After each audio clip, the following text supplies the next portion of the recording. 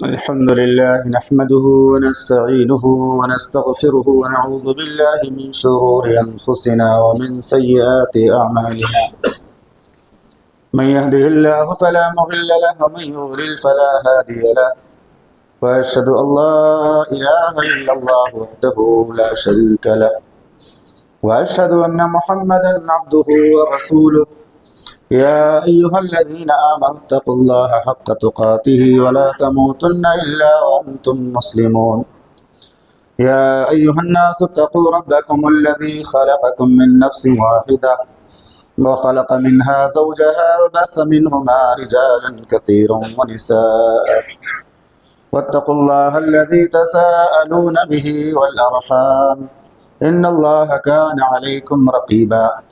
يا أيها الذين آمنوا اتقوا الله وقولوا قولا سديدا يصلح لكم أعمالكم ويغفر لكم ذنوبكم، ومن يطع الله ورسوله فقد فاز فوزا عظيما. أما بعد فإن خير الحديث كتاب الله، وخير الهدي هدي محمد صلى الله عليه وسلم، وشر الأمور محدثاتها وكل محدثة بدعة وكل بدعة ضلالة وكل ضلالة في النار. فقد قال الله تبارك وتعالى في كتابه المجيد والفرقان الحميد: أعوذ بالله من الشيطان الرجيم. بسم الله الرحمن الرحيم. أذن للذين يقاتلون بأنهم ظلموا وإن الله على نصرهم لقدير. الذين أخرجوا من ديارهم بغير حق إلا أن يقولوا ربنا الله. وعن سعيد بن زيد رضي الله تعالى عنه للنبي صلى الله عليه وسلم قال: من قتل دون ماله فهو شهيد، ومن قتل دون دمه فهو شهيد، ومن قتل دون أهله فهو شهيد. رواه النسائي صححه الألباني. جب گلستاں کو خون کی ضرورت پڑی، جب گلستاں کو خون کی ضرورت پڑی، سب سے پہلے ہماری ہی گردن کٹی، پھر بھی کہتے ہیں ہم سے یہ اہل وطن، یہ ہمارا وطن ہے تمہارا نہیں۔ معزز محترم سامعین کرام، خطبہ مسنونہ کے بعد میں نے آپ حضرات کے سامنے قرآن مجید کی ایک آیت کریمہ کا ٹکڑا اور محمد رسول اللہ صلی اللہ علیہ وسلم کی ایک حدیث پڑھی ہے، جس کا خلاصہ یہ ہے کہ اسلام بزدلی نہیں بلکہ بہادری کی تعلیم دیتا ہے۔ اسلام اس بات کی تعلیم نہیں دیتا کہ آپ بیل مجھے مار، جو چاہو مجھے میرے ساتھ کر لو، میں کچھ کرنے والا نہیں۔ اسلام کی تعلیم یہ ہے نہ ظلم سہو نہ ظلم کرو، نہ کسی پر زیادتی کرو اور نہ ظلم کو برداشت کرو۔ یہ اسلام کی تعلیم ہے۔ اسی لیے محمد رسول اللہ صلی اللہ علیہ وسلم نے فرمایا: من قتل دون ماله فهو شہید، جو اپنے مال کی حفاظت میں قتل کر دیا جائے وہ شہید ہے، جو اپنے خون کی حفاظت میں شہید کر دیا جائے، جان کی حفاظت میں وہ شہید ہے، جو اپنے اہل و عیال کی اور عزت و آبرو کی حفاظت میں شہید کر دیا جائے وہ شہید ہے۔ الحمدللہ آج جمعہ کا دن ہے اور آج ہمارے پاس دو خوشیاں موجود ہیں۔ ایک جمعہ کی خوشی جو ہفتے کی عید ہے، جس کا مقام محمد رسول اللہ صلی اللہ علیہ وسلم نے بہت بلند بیان فرمایا، اور دوسری خوشی ہے ہمارے وطن کی آزادی کی تاریخ کی۔ ایک طرف 15 اگست ہے اور دوسری طرف جمعہ کا دن ہے۔ اس لیے آپ دیکھتے ہوں گے سوشل میڈیا پہ خطبات جمعہ کا اعلان جہاں جہاں نظر آئے گا، یہی موضوع ہے: مسلمانوں کا آزادی میں کیا کردار تھا، مسلمانوں کا آزادی میں کیا حصہ تھا۔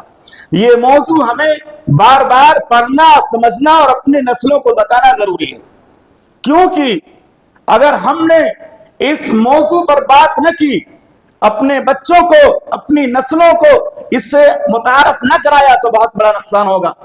3 بڑے اسباب ہیں جن اسباب کی بنا پر ہمیں اپنی تاریخ کو یاد رکھنا اور بتانا ضروری ہے۔ پہلا سبب یہ کہ اگر ہم نے جنگ آزادی کی تاریخ میں اپنے اکابر کا، اپنے علماء کا، اپنے شہیدوں کا، اپنے عظیم رہنماؤں کی قربانیوں کا تذکرہ نہ کیا تو یہ بچے نہیں سمجھیں گے کہ ہمارے آبا اجداد کا بھی اس میں حصہ ہے۔ دوسرا سبب یہ کہ تاریخ کو مسخ کیا جا رہا ہے، تاریخ کو مروڑا جا رہا ہے، تاریخ سے ہمارے ناموں کو مٹایا جا رہا ہے۔ اگر ہم بھی یہ تذکرہ کرنا چھوڑ دیں گے تو پھر کون تذکرہ کرے گا؟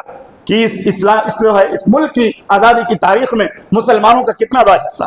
تو تاریخ سے اگر ہم نکال دیے گئے تو ہماری نسلوں پر کیا بیتی کہ ہم اس کا اندازہ نہیں لگا سکتے. اور تیسرا بڑا سبب اس موضوع کو بیان کرنے کا یہ ہے کہ آج کل ہمارے اس ملک میں بہت سارے لوگ فرقہ پرستی کی تعلیم دیتے ہیں اور یہ باور کرانا چاہتے ہیں کہ مسلمانوں کا اس ملک سے کوئی تعلق نہیں، مسلمانوں نے اس ملک میں کوئی قربانی نہیں دی. اس لیے اس موضوع کو سمجھنا اور اس کو معلوم کرنا بہت ضروری ہے. انشاءاللہ اللہ کی مدد اور اس کی توفیق سے مختصر وقت میں آپ حضرات کے سامنے چند اہم باتیں پیش کروں گا، کیونکہ یہ موضوع بہت ہی طویل ہے. اللہ ہمیں توفیق دے کہ ہم کم سے کم چند اپنے تاریخی دستاویز کو یاد رکھیں، جس سے ہمیں یہ خوشی محسوس ہو کہ ہمارے ملک میں ہمارے آباء اجداد نے، بالخصوص ہمارے علماء نے، ہمارے اہل مدارس نے کس طرح کی قربانیاں دی ہیں. ہمیں رات کو یہ بات معلوم ہونی چاہیے کہ یہ ملک جب انگریزوں کے تسلط اور قبضے میں گیا اور انگریزوں نے اس ملک پر مکمل قبضہ کرنا شروع کیا، اسی وقت اس ملک کے ہمارے ایک عظیم قائد اور ہمارے ایک عظیم رہنما نے محسوس کیا کہ ایک ملک تو غلامی کے دلدل میں جا رہا ہے، یہ ملک انگریزوں کے قبضے میں جا رہا ہے. اگر اس کے لیے حکمت عملی نہ اپنائی گئی، اگر اس کے لیے مسلمانوں کو بیدار نہ کیا گیا تو ہم ظلم و ستم کی چکی میں پیسے جائیں گے. شاہ ولی اللہ محدث دہلوی رحمہ اللہ نے 1750 کے بعد سے ہی اپنی اس تاریخی فکری جو ہے بیداری کا آغاز کر دیا تھا. لوگوں کے دلوں میں آزادی کی اہمیت بتانے لگے، لوگوں کو بتانے لگے اسلام کس طرح کی تعلیم دیتا ہے، آج مسلمان کس طرح سے دین سے برگشتہ ہو رہے ہیں. اور انہوں نے قرآن مجید کا فارسی میں ترجمہ کیا، فارسی میں قرآن مجید کا ترجمہ کیا تاکہ لوگ توحید کو سمجھیں، تاکہ لوگ شرک کی حقانیت کو سمجھیں. اسی طرح سے انہوں نے اپنے تقریروں کے ذریعہ اور اپنے تحریروں کے ذریعہ ایک محاذ قائم کیا اور لوگوں کو شرک و بدعت سے روکنے لگے، لوگوں کو شرک و بدعت سے منع کرنے لگے اور اصلاح کی تعلیم دی، اصلاح معاشرہ کی تعلیم دی. جو مسلمانوں میں بدعملیاں تھی، جو مسلمانوں میں بدعقیدیاں تھی، ان کو دور کرنے کی کوشش کی. اس طرح سے آہستہ آہستہ مسلمانوں میں یہ شوق اور یہ ذوق پیدا ہوا کہ ہم تو گمراہی کی طرف جا رہے ہیں، ہم تو انحرافات کے شکار ہو رہے ہیں، اور اگر ہمارا ایمان کمزور ہوگا، ہمارا عمل کمزور ہوگا، ہم دین سے دور ہو جائیں گے تو اللہ دوسروں کو مسلط کرے گا، دوسروں کو مسلط کرے گا، ہم دوسروں کے غلام بن جائیں گے. تو یہ 1750 کے بعد ہی سے شاہ ولی اللہ محدث دہلوی رحمہ اللہ نے اس تحریک کو شروع کیا. اس تحریک کو عملی طور سے اور دعوتی طور سے شروع کیا، لوگوں کے ذہن و دماغ میں بات بٹھانے کی کوشش کی. اور انگریز بھی 3 کتابوں سے بہت زیادہ ڈرتا تھا، 3 کتابوں سے انگریزی حکومت کو بہت خوف تھا. ایک تو تقویۃ الایمان، شاہ اسماعیل شہید رحمہ اللہ کی تقویۃ الایمان، جس کے اندر لوگوں کو بتایا گیا ہے کہ اس پیشانی کو اللہ کے سوا کسی کے سامنے جھکانا جائز نہیں، اللہ کے سوا کوئی حاجت روا نہیں، اللہ کے سوا کوئی مشکل کشا نہیں. اور دوسری کتاب شرح الوقایہ، اس میں جو کتاب جہاد کا چیپٹر ہے جو ہے، اس سے لوگوں کو، انگریزوں کو خوف تھا. اور اسی طرح سے ملفوظات شاہ ولی اللہ محدث دہلوی رحمہ اللہ. تو بہرحال کہنے کا مقصد یہ ہے کہ ہمیں اس موضوع کو سمجھنا چاہیے، پڑھنا چاہیے، اور ہمیں اپنے بچوں کو بھی اس کی تعلیم دینی چاہیے، کیونکہ اگر ہمارے بچے اس بات کو نہیں سمجھیں گے تو آنے والی نسلوں میں یہ آہستہ آہستہ یہ بیداری ختم ہو جائے گی اور لوگ جو ہے ہمارے اوپر ظلم کریں گے، ستم کریں گے، اور ہم کو اور ہماری نسلوں کو اس ملک سے دور کرنے کی کوشش کریں گے. اسی طرح سے 1757 کا واقعہ جو پیش آیا، 1757 میں میر جعفر کی غداری کے بعد، میر جعفر کی غداری کی وجہ سے سراج الدولہ کو انگریزوں نے شکست دیا. سراج الدولہ کو انگریزوں نے شکست دے کر کے بنگال پر قبضہ کر لیا، بنگال پر قبضہ کر لیا، اور پھر آہستہ آہستہ اپنے جو ہے طاقت کو اور قوت کو بڑھانے لگے. اس کے بعد 1830 عیسوی میں ان کے بیٹے شاہ عبدالعزیز محدث دہلوی رحمہ اللہ نے انہوں نے یہ فتویٰ دیا، ہندوستان دارالحرب ہو گیا ہے، یہاں غیروں کا تسلط قائم ہو گیا ہے، سامراجی قوت اپنی سر اٹھا رہی ہے اور لوگوں کو اسلام پر عمل کرنے سے روکتے ہیں اور اسلام کے خلاف ریشہ دوانیاں کرتے ہیں. اسی طرح سے ان کے فتوے کے بعد مسلمانوں کے اندر بیداری پیدا ہوئی. اور پھر 19ویں صدی کے آغاز میں شاہ اسماعیل شہید رحمہ اللہ اور اسی طرح سے سید احمد شہید رحمہ اللہ، ان دونوں نے جو تحریک شہیدین کے نام سے جانے جاتے ہیں، تحریک شہیدین انہی کے نام سے وابستہ ہے، ان دونوں نے قربانیاں دی اور انہوں نے جہاد کی قیادت سنبھالی، انگریزوں سے مقابلہ کیا. انگریزوں نے ان کو وہابی کے نام سے بدنام کرنا شروع کیا اور کہا یہ لوگ وہابی ہیں، یہ لوگ ہمارے مخالف ہیں، یہ لوگ ہمارے دشمن ہیں. اور اس طرح سے یہ انگریزوں کے خلاف لڑتے ہوئے بالا کوٹ کے اندر 1831 ईस्वी में दोनों शहीद हो गए। 1831 ईस्वी में ये दोनों शहीद हो गए, जो जंग आज़ादी के दो बड़े अजीम जो है शहीद थे। उसके बाद आपको मालूम होना चाहिए कि साउथ इंडिया, जुनूबी हिंद, जहां हम और आप सांस ले रहे हैं, जुनूबी हिंद में दो बड़े जाबाजों ने, दो बड़े मुजाहिदों ने अंग्रेजों से मुकाबला किया। उनमें एक का नाम हैदर अली है, एक का नाम हैदर अली है, दूसरे का नाम टीपू सुल्तान है। इनकी कुर्बानियों को भी कभी फरामोश नहीं किया जा सकता, क्योंकि इन्होंने भी बहुत ज्यादा जो है मेहनत के साथ, जुर्रत के साथ और जाबाजी के साथ उनके खिलाफ लड़ाई ली। हैदर अली के बारे में आता है, जिनकी पैदाइश 1720 और इसी तरह से वफात 1882 में हुई। इनके बारे में आता है, इन्होंने अंग्रेजों की बढ़ती हुई ताकत को महसूस किया, अंग्रेजों की बढ़ती हुई कुव्वत को, उनके जुल्म सितम को महसूस किया और इन्होंने अंग्रेजों से मुकाबला किया। इन्होंने अंग्रेजों से पहली जंग 1767 से लेकर के 1769 तक लड़ी और इसी तरह से दूसरी जंग 1780 से 1782 तक लड़ी और अंग्रेजों का भरपूर मुकाबला किया। उसके बाद इनके बेटे, जिनको हम और आप सुल्तान टीपू के नाम से जानते हैं, सुल्तान टीपू के नाम से जानते हैं, उन्होंने जंग लड़ी और इन्होंने भी अंग्रेजों से दो शदीद जंग लड़ी, दो शदीद मुकाबला किया। 1790 से लेकर के 1792 तक, इसी तरह से 1750 से लेकर के और इसी तरह से 1799 तक इन्होंने जंग लड़ी। 1799 में इन्होंने दूसरी जंग लड़ी। तो ये दो मुकाबला इन्होंने किया और इन्होंने, टीपू सुल्तान ने जो मुकाबला किया, इनके मुकाबले में जो ताकत थी, इनके मुकाबले में जो कुव्वत थी, हम उसका अंदाजा नहीं लगा सकते। मुअर्रिखीन ने लिखा है कि टीपू सुल्तान जब लड़ रहे थे, अंग्रेजों के साथ इनका मुकाबला हो रहा था, तो इनके सामने कई कई मुखालिफिन थे। एक तरफ अंग्रेज का जो है अंग्रेज का जथा था, एक तरफ अंग्रेज मुखालिफिन में मौजूद थे, दूसरी तरफ मराठे जो जुनूबी हिंद पर कब्जा करना चाहते थे, तीसरी तरफ निजाम हैदराबाद और चौथी तरफ जो है दाखिली गद्दारी करने वाले जैसे फौजदारी लोग, मकामी राजदारी जो है दरबारी लोग और मकामी राजा लोग, ये सारे के सारे लोग इनके मुखालिफ थे। और इनका जो कारनामा है, हम और आप इसको फरामोश नहीं कर सकते। इन्होंने एक तारीखी जुमला कहा था, वो तारीखी जुमला हम और आप आज भी याद रखते हैं। इनका कहना था, टीपू सुल्तान का कहना था कि शेर की एक दिन की जिंदगी गीदड़ की 100 साल जिंदगी से बेहतर है। शेर की एक दिन की जिंदगी गीदड़ की 100 साल जिंदगी से बेहतर है। मेरे भाइयों, ये हमारा मुल्क जो आजाद हुआ है, इसमें कितने लोगों ने कुर्बानियां दी हैं और कितने लोगों ने अपने जानों की बाजी लगाई है, हम और आप इसका अंदाजा नहीं लगा सकते। हमें और आपको ये जो आजादी मिली हुई है, ये अल्लाह रब्बुल आलमीन की बहुत बड़ी नेमत है, बहुत बड़ा इनाम है। अगर हमने इस आजादी की नेमत को न समझा और अपने अमाल की इस्लाह न की, अपनी जिम्मेदारियों को न समझा, तो आखिर हमें भी दोबारा जिल्लत और रुसवाई का सामना करना पड़ रहा और पड़ेगा। इसी तरह से 1857 में बहादुर शाह जफर के शहजादों को कत्ल किया गया। 1857 का ये दर्दनाक वाकया पेश आया कि 1857 में बहादुर शाह जफर के शहजादों का कत्ल हुआ और 22 सितंबर 1857 को विलियम हडसन ने बहादुर शाह जफर के तीन शहजादों को निहायत ही बेदर्दी के साथ और निहत्ते हालत में उनको कत्ल किया। उनके पास कोई हथियार नहीं था, वो किसी तरह से जंग के लिए तैयार नहीं थे और उनको तीन शहजादों को गोली मार करके कत्ल किया गया और उनको शहीद किया गया। एक है मिर्जा खिजर सुल्तान, दूसरा मिर्जा मुगल और तीसरे मिर्जा अबू बकर। और तीनों को शहीद करने के बाद गोली मार करके खत्म कर दिया और उसके बाद बहादुर शाह जफर के सामने उन तीनों की लाशों को पेश किया गया। बहादुर शाह जफर के सामने जब उन तीनों की लाशों को पेश किया गया तो बहादुर शाह जफर ने कहा, अल्हम्दुलिल्लाह, अल्लाह का यही फैसला था। क्या कहा? अल्लाह का यही फैसला था। और उनकी लाशों को नंगा करके और एक गधे गाड़ी पर लाद करके और गलियों में घसीटा गया। फिर उनको बेकफन और बेकबर कैसे ही छोड़ दिया गया। इसके बाद अंग्रेजों ने बहादुर शाह जफर को भी रंगून भेजा, उन्हें कैद किया और उन्हें अजनबियत की हालत में मरने पर मजबूर किया।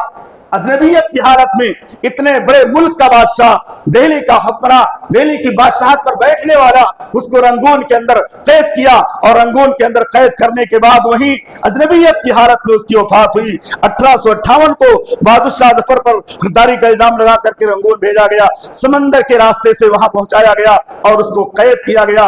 न खाना सही से मिल रहा है, न पानी सही से मिलता है, न बिस्तर है, न उसके आराम की कोई चीज है। और उन्होंने ऐसे ही मौके पर बहादुर शाह जफर ने अपनी वो नज़म लिखी थी जिसको हम और आप जानते हैं कि 2 गज जमीन भी मिल न सकी कोई यार में, लगता नहीं है दिल मेरा उजड़े दयार में, लगता नहीं है दिल मेरा उजड़े दयार में। ये बड़ी जो है दर्दनाक नज़्म है। ये नज़्म उन्होंने जो वहां पर पेश की उस दौर में लिखी और इससे पता चलता है कि उनको कितना अपने मुल्क से प्यार था, कितना अपने मुल्क से उनको मोहब्बत थी। उनको ऐसी जगह पर जो है दफन किया गया जो उनके मुल्क से दूर था, उनके वतन से दूर था। कहते हैं कितना है बदनसीब जफर दफन के लिए, कितना है बदनसीब जफर दफन के लिए, 2 गज जमीन भी मिल न सकी कोई यार में। उसके बाद आपको मालूम है 1857 में खास तौर से उलमाए मुजाहिदीन, अहले हदीस उलमा, सादिक़पुर के उलमा ने अंग्रेजों का मुकाबला किया, उसमें शिकस्त हुई। 1857 के बाद जब अंग्रेजों ने देखा कि ये मुसलमान या ये मुजाहिदीन को कमजोरी लाहिक हुई है और उनको जो है शिकस्त हो रही है, उनके अंदर एक इंतकाम की आग भड़क उठी, अंग्रेजों में इंतकाम की आग भड़क उठी। और फिर क्या था, 1857 के बाद सबसे ज्यादा अंग्रेजों ने अगर किसी को निशाना बनाया तो मुसलमान थे, किसी को अगर निशाना बनाया तो मुसलमान थे। उनको पता था कि हमने हुकूमत इन्हीं से छीनी थी और ये हुकूमत के मालिक थे, यही हुकूमत के चलाने वाले थे। सबसे ज्यादा खतरा मुसलमानों से है, इसलिए हिंदुस्तान में मुसलमानों को खास तौर से तलाश करके कत्ल किया गया। कहते हैं अंग्रेजों ने इंतकाम के जज्बे से दिल्ली, कानपुर, लखनऊ, झांसी और मेरठ जैसे शहरों में हजारों बेगुनाह मुसलमानों को कत्ल किया, नौजवानों को कत्ल किया, इसी तरह से औरतों को और बच्चों को कत्ल किया गया। कहते हैं जगह जगह घोड़ों से ऐसे रौंदा जाता था, लाशों पर घोड़ों को दौड़ाया जाता था और इसी तरह से घोड़ों से कुचला जाता और इसी तरह से दरख्तों पर उनको फांसियां दी जाती। उलमा को, मुजाहिदीन को, आजादी की जंग लड़ने वालों को दरख्तों पर फांसियां दी जाती और दरख्तों पर उनको लटकाया जाता। इसी तरह से अंग्रेजों ने दिल्ली में बहुत बड़ी तादाद में मुसलमानों को कत्ल किया। मुअर्रिखीन ने लिखा है कि दिल्ली में चुन चुन करके मुसलमानों को मारा गया, चुन चुन करके मुसलमानों को कत्ल कर दिया गया कि दिल्ली के महल्ले सब वीरान हो गए, महल्ले के महल्ले सब पे सन्नाटा छा गया। और इसी तरह से सरकारी नौकरियों से मुसलमानों को बेदखल किया गया, उनके मुसलमानों की जो जुबानें थे उर्दू और फारसी, इसको हटाया गया। इसी तरह से सैयद अहमद शहीद और मौलाना फजल हक करामाती और इसी तरह से अहमदुल्लाह शाह जैसे लोगों को फांसी और इसी तरह से जो है फांसी की सजा या जेल की सजा सुनाई गई। और इसके बाद भी वो लोग इससे बाज नहीं आए। जितना ज्यादा वो लोग मुजाहिदीन पर जुल्म करते, जितना ज्यादा मुजाहिदीन को वो कत्ल करते थे, उतना ही ज्यादा मुजाहिदीन पे जोश पैदा होता, जज्बा पैदा होता। मुसलमानों को क्या, पूरे मुल्क के लोगों को इस मुल्क से मोहब्बत थी। कौन है जो अपने वतन से प्यार नहीं करता है, कौन है जो अपने वतन से मोहब्बत नहीं करता है। धीमे धीमे सारे लोग इस आजादी की जंग में शरीक होना शुरू हो गए। और मुअर्रिखीन ने लिखा है कि बगावत में जब हिंदुस्तान चल रहा था, अंग्रेज बगावत का नाम दे रहे थे और हिंदुस्तान जंग आजादी की जो है आग में जल रहा था। हजारों मुजाहिदीन को, हजारों उलमा को फांसी दी गई। गांव गांव, कस्बा कस्बा, रास्तों के किनारे दरख्तों पर उनकी लाशों को लटकाया गया, दरख्तों पर उनकी लाशों को लटकाया गया और लोगों को ये दिखा दिखा कर डराया गया कि अगर तुम आजादी का नाम लोगे, जंग आजादी में हिस्सा अगर लोगे तो तुमको भी ऐसे फांसी पर चढ़ाया जाएगा और तुम्हारी लाशों को भी दरख्तों पर लटका दिया जाएगा। ये अंग्रेज इतना ज्यादा जालिम था, इस तरह से डरा डरा करके लोगों को और जंग आजादी से रोकने की कोशिश करता था। तारीख दानों ने लिखा है कि शुमाली हिंद के कई शहरों में, शुमाली हिंद के यानी उत्तर प्रदेश वगैरह का जो इलाका है, कई कई शहरों में हर बड़े दरख्त पर एक या एक से ज्यादा लाशें लटकी रहती थी। चेहरा मुस्कुरा रहा है, चेहरे पर मुस्कुराहट है, सुकून है, हाथ झूल रहा है, पैर झूल रहे हैं, लेकिन चेहरे की रौनक खत्म नहीं हो रही है, क्योंकि उन्होंने अपने वतन की आजादी के लिए कुर्बानी दी है। अपने वतन को बचाने के लिए उनके ईमान और दीन को खतरा था, उनके वतन को खतरा था। एक मुअम्मर देहाती ने बयान किया कि हम लोग गांव से शहर जाते थे, हम लोग जब गांव से शहर जाते तो रास्ते में देखते दरख्तों की हर शाख पर कोई ना कोई मुजाहिद की लाश लटकी हुई है, दरख्तों की हर शाख पर कोई ना कोई मुजाहिद की लाश लटकी हुई है, कोई बूढ़ा है, कोई जवान है, कोई किसी उम्र का है। वो कहते थे हम जब उन मुजाहिदीन की लाशों को दरख्तों पर लटकता हुआ देखते, हाथों को पैरों को झूलता हुआ देखते तो हम रोने लगते। एक तरफ हमारे दिल गम से भर जाते कि ये हमारे नौजवान, ये हमारे कौम के अजीज लोग हैं, और दूसरी तरफ फख्र भी करते और कहते हमारे बेटे और हमारे भाई जो खून देकर तुमने इस देश की आजादी की चिराग को रोशन किया है, हम उससे जो है फख्र महसूस करते हैं। क्योंकि अगर उन जवानों ने, उन जानों ने, उन मुजाहिदीन ने अगर ये कुर्बानी न दी होती तो आज इस मुल्क में हम अमन अमान के साथ ना रहते, ये मुल्क हमारे हाथों में वापस ना आता। तो बहरहाल वो बूढ़े कहते कि हम जब उन लाशों को दरख्तों पर लटका हुआ देखते थे तो एक तरफ रोते भी थे और दूसरी तरफ फख्र के साथ कहते थे ये हमारे बेटे और भाई हैं जो अपने खून से आजादी के चिराग रोशन किए हुए। इसी तरह से आपको एक नाम याद होगा, अशफाकुल्लाह खां।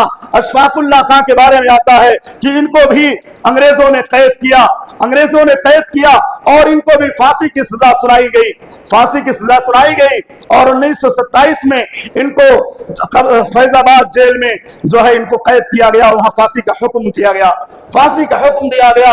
और मुअर्रिखीन ने लिखा है कि जब इनको फांसी पर चढ़ाया जा रहा था, अशफाकुल्लाह खां को जब फांसी के फंदे पर लटकाया जा रहा था, उस वक्त उनके चेहरे पर मुस्कुराहट थी, जुबान पर कलिमा था। जल्लाद ने पूछा, ए अशफाकुल्लाह खां, तुम्हारी आखिरी ख्वाहिश क्या है, तुम्हारी आखिरी आरज़ू क्या है, तुम्हारी आखिरी तमन्ना क्या है? उन्होंने जवाब दिया, मेरी कोई ख्वाहिश नहीं, इस ख्वाहिश के अलावा कि मेरा मुल्क तुमसे आजाद हो जाए, मेरे मुल्क को तुम जैसे जालिमों से अल्लाह निजात दे दे, इसके अलावा मेरी कोई आरज़ू नहीं है, इसके अलावा मेरी कोई ख्वाहिश नहीं है। और उसके बाद उनके गले में रस्सी डाली गई और उन्होंने इनकलाब का नारा लगाया, इनकलाब जिंदाबाद। ये अशफाकुल्लाह खां की जो है कारनामे तारीख की किताबों में महफूज है। इसी तरह से हमारा एक और मुजाहिद है जिसको हम शायर के नाम से भी जानते हैं और एक मुजाहिद के नाम से भी जानते हैं, उनका नाम है हसरत मोहानी। मौलाना हसरत मोहानी रहमतुल्लाह। उनके साथ भी जालिमों ने जुल्म का बर्ताव किया, इनको भी इलाहाबाद की जेल में कैद कर दिया गया और उस कैद के जगह में न कोई अच्छा बिस्तर था, न कोई खाना था, न कोई अच्छी जो है वहां अच्छा माहौल था, न वहां अच्छी हवा उनको मिलती थी। उस कैद की हालत में जबरदस्ती उनसे चक्की पिसवाई जाती थी। क्या पिसवाई जाती? उनसे चक्की पिसवाई जाती थी। और जब चक्की पिसवाई जाती उस मौके पर भी वो अपने अशआर के जरिया जो है एक इनकलाबी पैगाम लोगों को देते थे। शायर है, कहते हैं, है मश्क सुखन जारी और चक्की की मशक्कत भी, है मश्क सुखन जारी और चक्की की मशक्कत भी, एक तुरफा तमाशा है हसरत की तबीयत भी। इनका जुर्म क्या था मालूम है? इनका जुर्म यह था कि इन्होंने सहाफत के जरिया, कलम के जरिया, तहरीर के जरिया हिंदुस्तानियों में आजादी की रूह फूकी। इनका एक मजल्ला था, यह रोजनामा था, उर्दू मोहल्ला उर्दू, ये इनकलाबी पैगामात वहां नश्र करते थे। और यही हाल अबुल कलाम आजाद रहमतुल्लाह के साथ हुआ। यही हाल जब उन्होंने अपनी कलम के जरिया अल हिलाल और अल बराक के जरिया 1912 ईस्वी में अल हिलाल निकाला और जंग आजादी की रूह जब अपने कौम के लोगों में फूंकी, मुल्क का दौरा करते, अपनी तहरीरों के जरिया, अपनी तकरीरों के जरिया लोगों को बताते ये मुल्क हमारा है, हमारे आबाजदाद ने ताजमहल बनाया, हमारे आबाजदाद ने जामे मस्जिद बनाई, हमारे आबाजदाद ने लाल किला बनवाया, ये सारी चीजें हमारी हैं, ये हमारे ही असलाफ ने, हमारे बुजुर्गों ने ये सब खिदमत अंजाम दी है। ये सारी चीजों को पेश करके और लोगों को मना करते थे मुल्क तस्लीम न होने दिया जाए, मुल्क का बंटवारा नहीं होना चाहिए, हम यहाँ मुत्तहिद रहेंगे तो हमारी ताकत रहेगी। बहरहाल उसकी वजह से उनको भी जो है कई مرتبہ जेल की सलाखों के पीछे जाना पड़ा और बहुत सारी सजाओं से उनको भी दो चार होना पड़ा। और अल्लामा अबुल कलाम आजाद, इमामुल हिंद अबुल कलाम आजाद रहमहुल्लाह फरमाया करते थे, गुलामी एक ऐसा अजाब है जो कौम की रूहों को मार देता है। कौम की रूह मर जाती है। जब इंसान गुलाम होता है तो उसकी रूह मर जाती है, और जब गुलाम और जब कोई शख्स आजाद होता है तो उसके अंदर जिंदगी पैदा हो जाती है। इसी तरह से आपको वो वाकया याद होगा, रावत एक वाकया, अंग्रेजों ने जब देखा कि हिंदुस्तानियों के अंदर से जहाद की और मुखालिफत की और इसी तरह से तहरीक आजादी की जो रूह है वो कम होने के बजाय बढ़ती जा रही है और दुनिया भर में भी उनकी जो है मुखालिफत लोग कर रहे हैं, अंग्रेजों की बदनामी हो रही है और उनके खिलाफ बातें हो रही है, तो उन्होंने देखा कि मुसलमान और गैर मुस्लिम सब मिलकर के इनके मुखालिफ होते चले जा रहे हैं। उन्होंने कानून बनाया, उसकी बड़ी तफसीलात है तारीखी किताबों के अंदर। उसका खुलासा यह है कि जिस मुसलमान को मुश्तबे पाओ उसको फौरन पकड़ लो, जिस मुसलमान को मुश्तबे पाओ फौरन पकड़ लो और फौरन उसको गिरफ्तार करो और फौरन उसको कैद कर दो। उसको ये भी ना बताओ तुम्हारा जुर्म क्या है, ये भी ना बताओ तुम्हारी गलती क्या है। ये अंधा कानून बनाया गया, ये अंधा कानून बनाया गया और इस अंधे कानून के जरिए बेशुमार लोगों को पकड़ा जाता, गिरफ्तार किया जाता, कैद किया जाता और उसके बाद उनको सजाएं दी जाती। ये कानून यकीनन मुसलमानों के नहीं पूरे हिंदुस्तानियों के खिलाफ था, पूरे हिंदुस्तानियों के खिलाफ था कि हम कुछ भी करें ये कुछ नहीं बोल सकते, इनके पास कोई पावर नहीं, कोई ताकत और कुव्वत नहीं। उसके बाद कहते हैं 13 अप्रैल 1919 में इस कानून के खिलाफ जो है बहुत सारे लोग जमा हुए और तकरीबन जलियांवाला बाग अमृतसर के अंदर 20 से 25 हजार लोग जमा हुए, 20 से 25 हजार लोग वहां पे जमा हुए। और जब वो लोग जमा हो गए तो वहां जनरल डायर ने अपने फौजियों को हुक्म दिया कि इनके ऊपर फायरिंग की जाए और इनको गोलियों से भून डाला जाए। बहरहाल ये जब इशारा मिला तो जनरल डायर ने उस जलियांवाला बाग का जो दरवाजा था, एक ही दरवाजा था, अंदर लगाइए, उसमें औरतें भी हैं, उसमें बूढ़े भी हैं, उसमें बच्चे भी हैं। दरवाजा बंद करके, लॉक करके रास्ता बंद कर दिया गया, सारे हिंदुस्तानियों को उसमें कैद कर दिया गया। और जनरल डायर ने कहा गोलियां चलाई जाए, निहत्थे लोगों पर गोलियों से फायरिंग की गई। उसमें कितने लोग कुएं में कूद गए, कितने लोग कहीं छुपने की कोशिश कर रहे हैं, भागने की कोशिश कर रहे हैं, लेकिन कहीं भागने का रास्ता नहीं है। चारों तरफ से उसको बाग को लॉक कर दिया गया और उसके अंदर फायरिंग जबरदस्त की गई। हजारों लोग उसमें शहीद हो गए। उसमें मासूम बच्चे भी थे, उसमें मासूम औरतें भी थी, उसमें बूढ़े भी थे, जवान भी थे और बहुत सारे लोग उसमें जख्मी हुए। और ये जब वाकया पेश आया और ये आग जब भड़की है, तहरीक आजादी और जंग आजादी का जोश इस जो है अंदोहनाक वाक़े और अलगनाक वाक़े ने जब मुसलमानों के अंदर पैदा किया ना, उसके बाद जंग आजादी का जज्बा उस वक्त तक खत्म नहीं हुआ जब तक 1947 में मुल्क आजाद नहीं हो गया। इस स्याह कानून के जरिए उन जालिमों ने हमारे बेशुमार माओं को, बहनों को, बच्चों को, औरतों को जलियांवाला बाग में शहीद किया। उसके बाद मुसलमानों में और पूरे कौम के लोगों में, किसी भी धर्म के लोग हो, किसी भी मजहब के लोग हो, सारे मुत्तहिद हो गए। अब इनको हटाना ही हटाना है, इनको भगाना ही भगाना है। उसके बाद जो है जंग 1947 तक इस मुल्क के अंदर सारे लोग अल्लाह रब्बुल आलमीन की तौफीक से मुसलमान भी और सारे लोग भी अंग्रेजों के खिलाफ लड़ते रहे, अपने जानों की कुर्बानी पेश करते रहे। और आहिस्ता आहिस्ता 1947 15 अगस्त का दिन आया कि यह मुल्क अंग्रेजों के तसल्लुत से आजाद हुआ। मेरे भाइयों, अल्लाह रब्बुल आलमीन ने जिस तरह हमें यह मुल्क दोबारा वापस दिया है, अल्लाह दोबारा इसमें अमन की फजा कायम फरमा दे, तमाम लोगों को यह समझने की तौफीक दे कि इस मुल्क में अगर दूसरे लोग शरीक हैं तो सबसे बड़ा जो हाथ है, सबसे बड़ा जो रूल है इसकी आजादी में मुसलमानों का है। मुसलमानों ने पहले सोचा कि इस मुल्क को आजाद होना चाहिए, मुसलमानों ने और खास तौर से उलमाए सातिकपुर ने जितनी बड़ी कुर्बानी दी है इस मुल्क की आजादी में, किसी की कुर्बानी को उतना बड़ा हाथ नहीं है। अल्लाह हमको अपने बुजुर्गों की कुर्बानियों की कद्र करने की तौफीक तौफीक अता फरमाए। इस मुल्क में सारे लोगों ने कुर्बानी में दी, सारे लोगों ने इस मुल्क की आजादी में हिस्सा लिया, लेकिन उलमाए सादिकपुर ने जो कुर्बानी दी है हम कभी भी उसको फरामोश नहीं कर सकते। आखिर में जवाहरलाल नेहरू की शहादत पेश करके मैं अपनी बात खत्म करता हूं।